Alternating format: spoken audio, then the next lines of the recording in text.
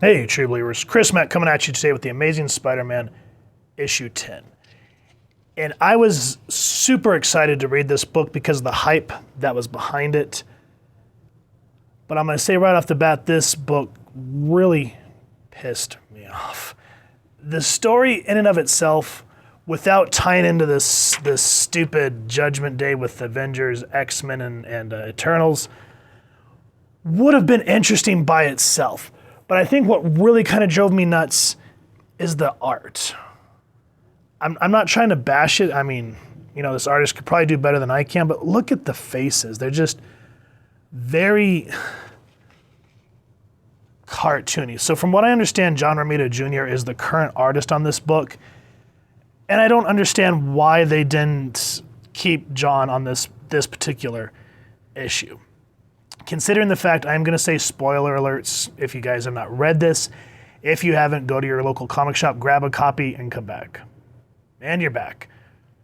So apparently the fight again between the X-Men and the Eternals, whoop-de-frickin-do, who cares, has awakened this ancient, what do you call those things, celestial.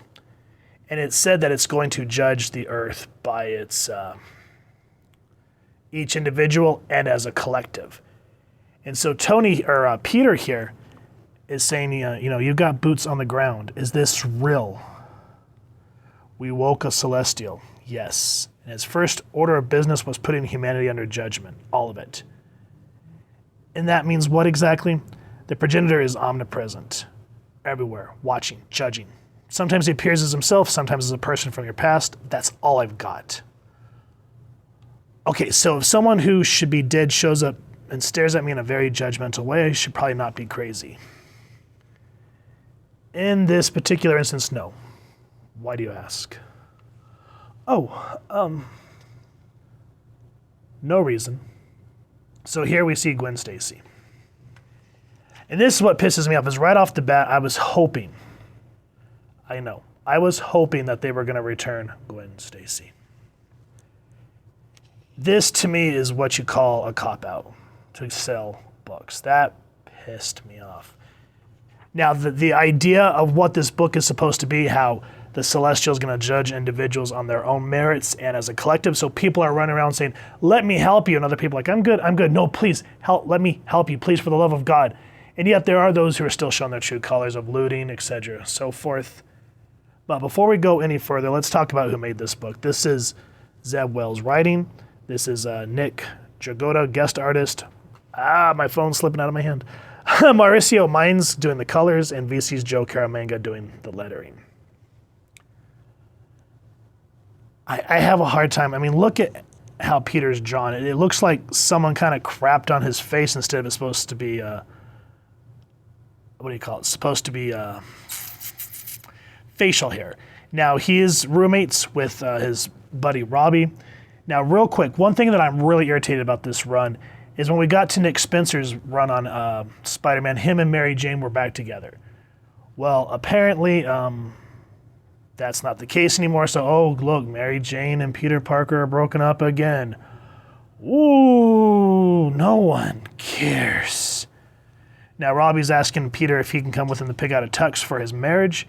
And Peter's like, of all days, and you want to do this? He's like, are you kidding me? You promised. And then this panel, oh my God, that face is so bad. Ugh. I had to get over the artwork to enjoy the story. So Peter I guess it's supposed to be like a moment of realization. He goes, I did promise. And I guess that's important, especially today. And what I like is these celestials that are following everybody. No one else can see them but themselves. And as you go through the story, you see this faux Gwen's face change expressions here and there. And you can kind of see the way that they're kind of judging the person individually. Like when they're at the tux store, Peter says, well, how, he's asking the tailor, he goes, what are you doing here today? He goes, well, maybe the Celestials, sees doing an honest day's work in a bizarre circumstances really floats his boat. And then, of course, we have a really beautiful moment with Aunt May, which I don't want to give away.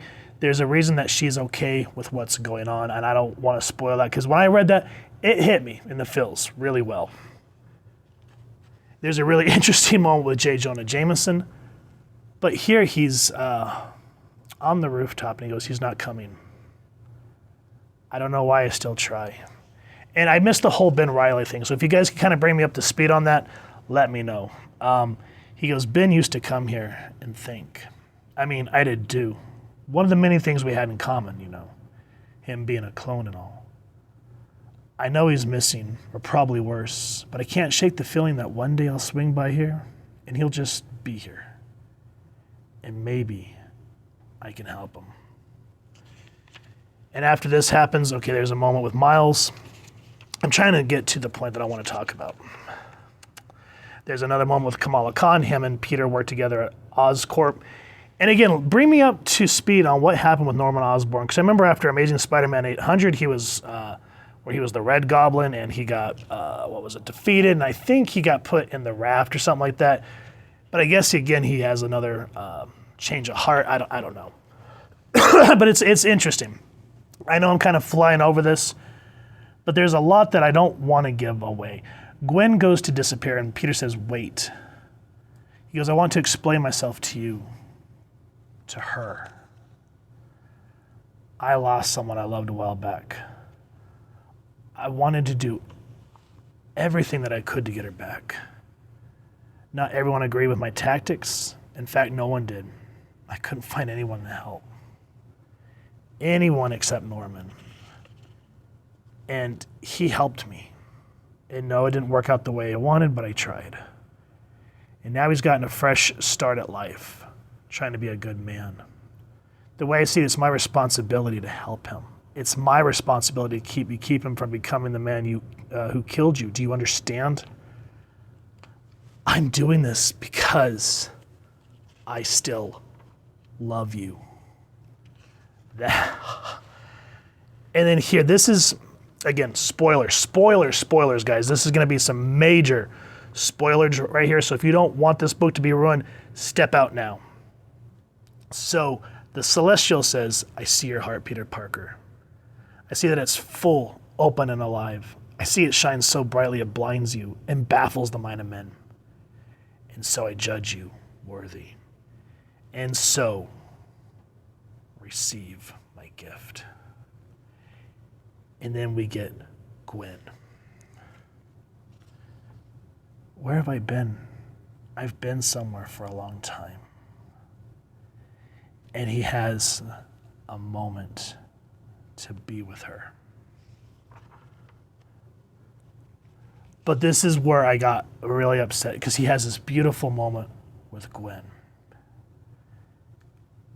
And it doesn't last. Which cuts to both his bone and mine. I can see why Zeb Wells did what he did. But at the same time, from Marvel's standpoint, it's like, and I say this because if you go back and read Ultimate Spider-Man, the Bendis run, Gwen Stacy dies in that universe too, but she's revived. And you come to find out later that she is brought back by the Carnage symbiote, but she overcomes it, so Gwen is essentially revived. And it was a very interesting way to bring her back, and it was cool. It worked for the story. And I kind of wish that they would have done this here. Because it would be, in my personal opinion, it would be nice to finally put the nail in the coffin between Peter Parker and Mary Jane. You know, if they're not going to keep them married like they did in the 80s and 90s, you know, One More Day wrecked all that. So screw it. Let's bring Gwen back. Because, you know, that was his one true love.